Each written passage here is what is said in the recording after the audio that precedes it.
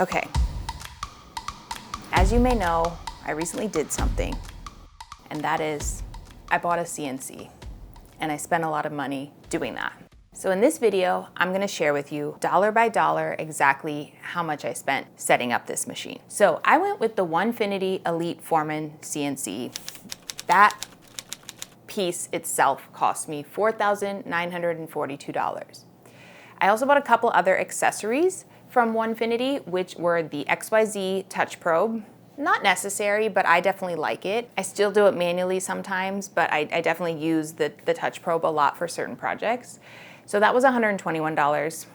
And then I also got the EZZ tool setter from Onefinity, which, to be honest with you, I've never used. It's still in the box, but I definitely see myself using this the deeper I get into the CNC, and that was $75. Okay, so these are the three things that I bought from Onefinity. So obviously when you buy the Onefinity Elite, for example, you're getting the 3 rails, you're getting the Masso computer, and then, you're not getting a bench or anything like that. So I had to build a bench. I did make a video about building my bench, but to build the bench, I spent around $200 to build a bench for it. It was pretty high because I used some nice hardware where I would be able to take the bench apart and put it back together, which was good because I did move and I had to do that pretty much immediately after setting up my CNC. So $200 for the bench. Now, with the Onefinity, you don't have a router or a spindle, so you have to decide what direction you're gonna go for that.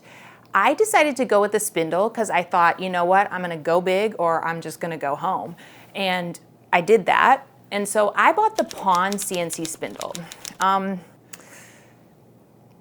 gotta watch myself a little bit here, but I would definitely shop around. The spindle is great.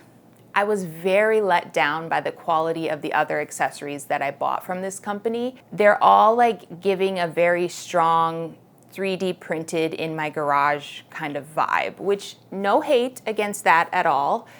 But when I paid the prices that I paid for some of this stuff and I get something that feels like anybody could have made it, it doesn't align with my expectations. So if I had to do this again, I would shop around. The spindle is great. Also, I just going into it, I had a little bit of beef with this company because their people were not very kind to me at an event that I attended.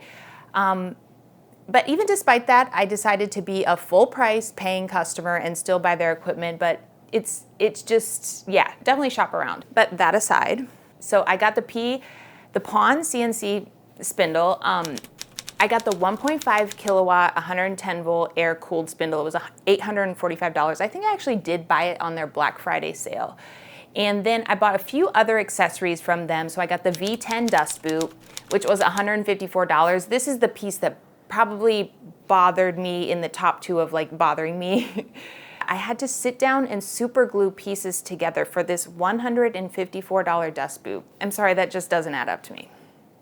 Okay, and then I bought some hose clamps for my dust collection hose. Those were $70. One of them snapped immediately upon the first use of it within 5 seconds, so also wouldn't recommend that.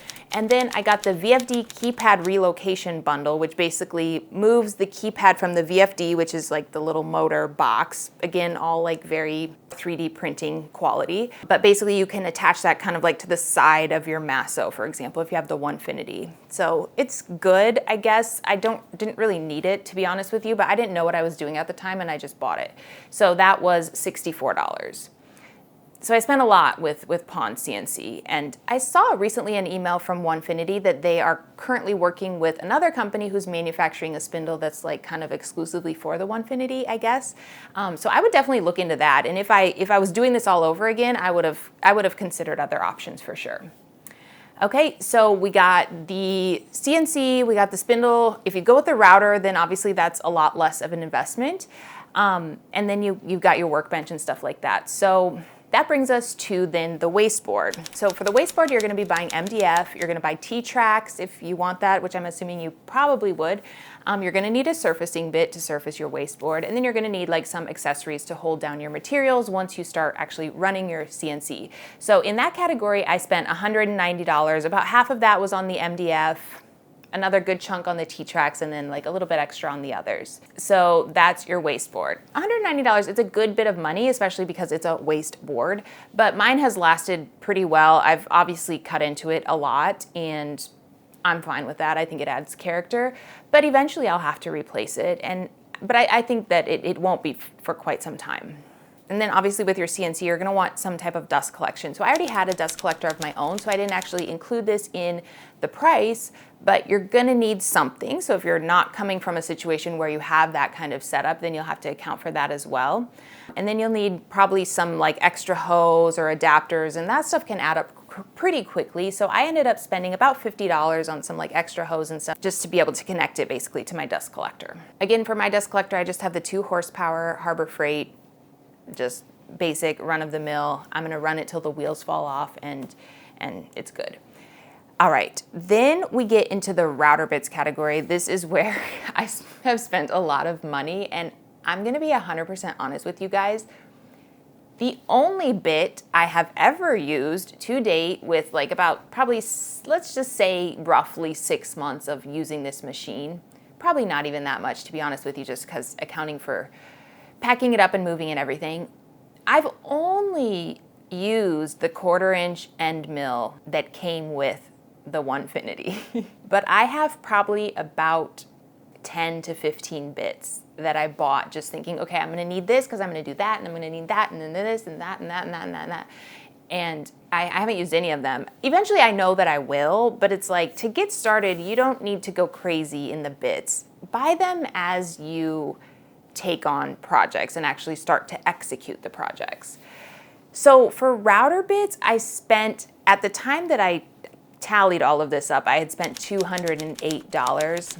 I can say for sure that I've spent probably another at least $50 to $100 on bits so far. And again, all I've used is the free one. So do what you want to with that information. Okay, and then some like miscellaneous things. You're definitely gonna want hearing protection because the CNC is so loud. So I bought like a nice pair of headphones that I can listen to music and stuff. So I spent over $300 on just a good pair of headphones. Obviously, you don't need to spend that much. You can just get hearing protection, but it's something you wanna keep in mind. And then with my Onefinity, I did have like a situation of like a stripped bolt. So I had to go try to figure out where to get a replacement bolt because I couldn't get one from Onefinity. So I had to spend an extra like little bit of money to buy that. It wasn't much, but it's just kind of annoying for a new machine. And then, lest we not forget, you're gonna need some software to do your designs. So I bought Vcarve, Vectric Vcarve Pro, and that was $700 for the subscription. I think there's a little bit cheaper option if you want to ease into it, but again, I thought, you know what, I'm gonna do it, so let me just do it. All right, so that brings us to the grand total. So what kind of damage did we do with this CNC? I spent $7,880 to set up my CNC, which is a lot of money, and I have not made that money back from it yet, but we're working on that. So it's a big investment. As you can see, it's like when you go on Onefinity, you see, oh, $4,900, okay, $5,000 for the machine, then I have like a little bit extra, a few hundred extra, okay, so I can get into this for under 550, no, 5,500. It's not gonna be that way, so brace yourself to lay out some cash if you're thinking you wanna get into the CNC world. If I didn't have an operational business where I knew that I could make products and kind of just plug it into my existing infrastructure and shop and stuff like that and make this money back pretty quickly, I would never buy this. Like, I can't believe that there's people that have these just sitting in their garage just kind of gathering dust, but to each their own. I support whatever you do with your woodworking journey. But for me, I definitely need to make money from this machine to get that money back. So I'm gonna keep you posted on how that goes. So I hope this video was helpful in figuring out exactly how much a CNC could potentially cost you. And I hope you have a great day. See you later. Also, I'm in this beautiful city in the Midwest. I'm gonna show you guys the skyline and let me know if you recognize what city it is.